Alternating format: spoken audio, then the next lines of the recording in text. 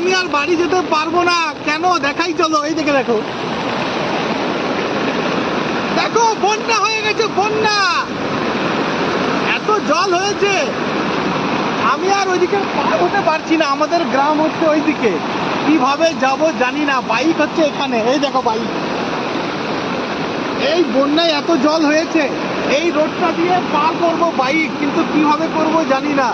দেখি কতক্ষণ এখানে দাঁড়িয়ে থাকতে হয়, আর অন্য কোনো রাস্তা নেই, কেননা আমাদের গ্রাম যেতে গেলে নদী পার করতেই হবে, আর প্রত্যেকটা জায়গায় সেম অবস্থা। দেখি এখন পর্যন্ত এটা খুলে দিয়েছি, ভিজাও গেছি, এখন জানা নেই কতক্ষণ এইভাবে থাকতে হবে। তো গাইস, তোমাদের গ্রামে যদি এমনি বন্যা হয় বা এমনি স্কুলের উপর দিয়ে জল যায়, কমেন্ট করে জানাও। আর আজকে আমার কি হাল দেখি।